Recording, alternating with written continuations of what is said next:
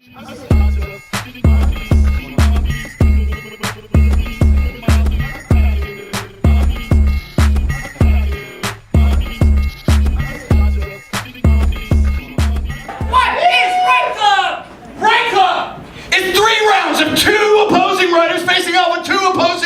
7 minutes on the clock, not a single second more. You, the audience, you, picks the winner, and a portion of the money at the door goes to the charities of the winner's choices. Tonight is Right Club Chapter 38, Trippin'! And tonight our heavyweight combatants include Jonathon Rios and Rachel Kahn, Dylan Brody and Cricket Rumley, Brooke Hardy, Jeff Thornton, the topics of Beach Museum, Destination Journey, Native and Visitor. Let's fucking do it, brother! It's Jonathon Rios versus Rachel Kahn. Jonathon Rios. Are you gonna take me to the beach, honey? You look like you can take me to the beach. Be gentle, it's my first time. Don't be gentle. Best advice.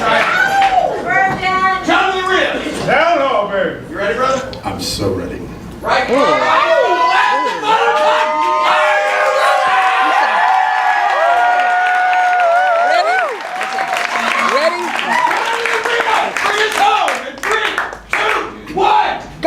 I grew up in East L.A., Montebello to be exact, where the pressure of life leans heavily inward and leaves you feeling trapped. Exposure to what's possible was capped.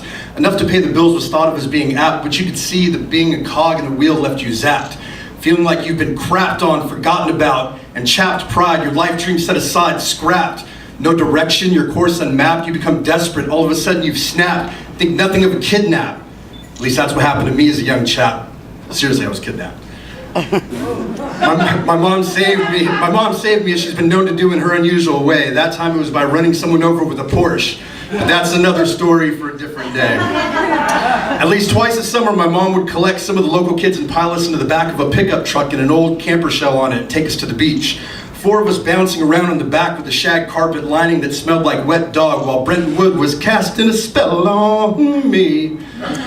Once we got within a mile, she'd start looking for an open spot because she'd be damned if she was going to spend half of our beach money on parking. When the truck turned off, we exploded out of the back like we were trying to escape from a kidnapping, which actually feels much different but looks very similar.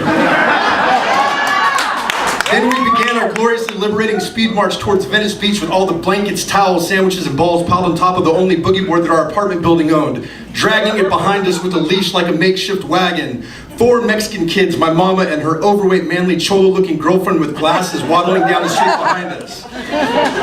Venice Beach was our home beach. In retrospect, I think it was because she knew that we wouldn't be looked at as outcasts. We were accepted for who we were, and we looked at everyone that passed us in reciprocity without judgment.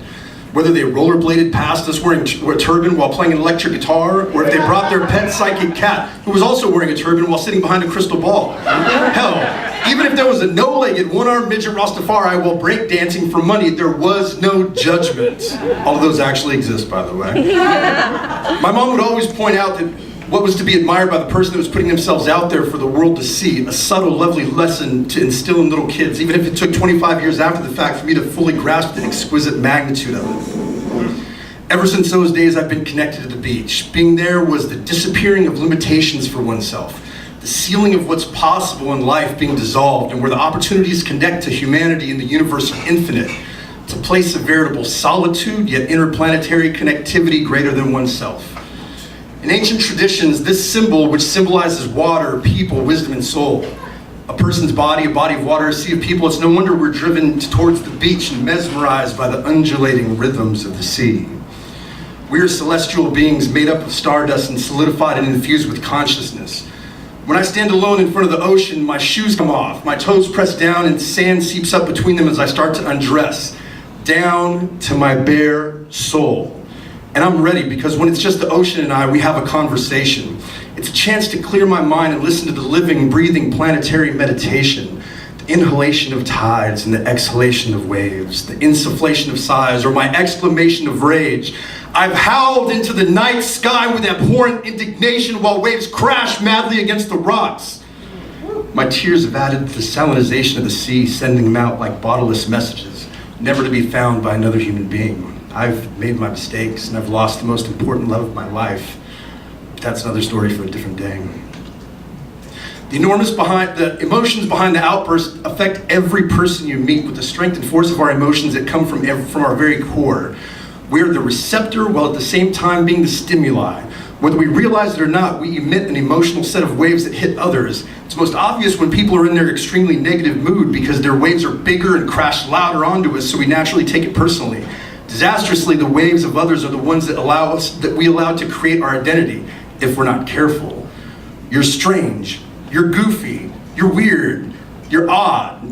When heard over and over again, each wave erodes your self-identity if we allow it to shape us.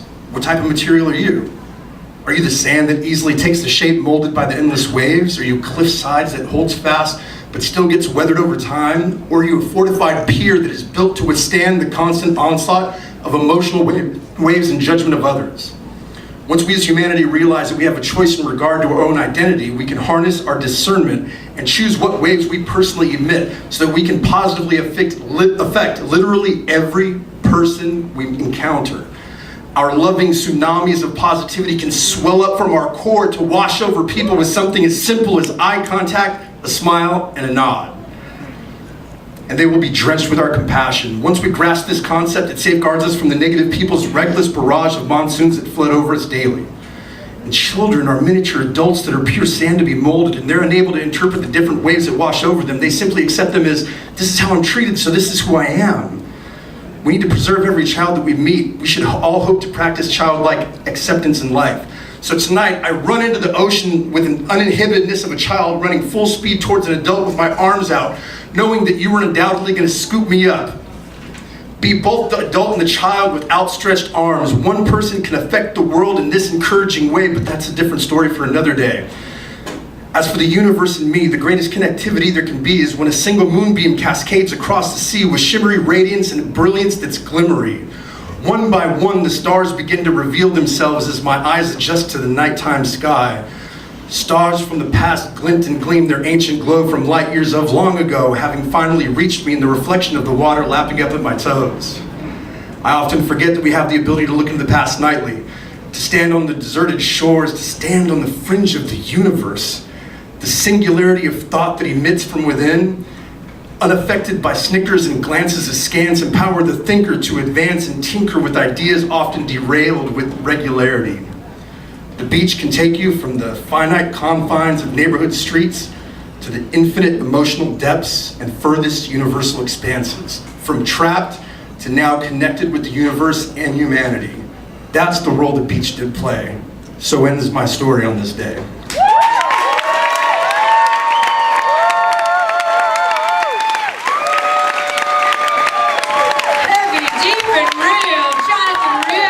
It's beach. Rachel Kahn, you smoked it. From the beach to what? I love it. So get this fucking glory goes to Jonathon Rios tonight. Sweetheart. Hi, Strive. What's your charity tonight, babe? The charity is stoked. It brings urban youth to do extreme sports at the beach. Stoked.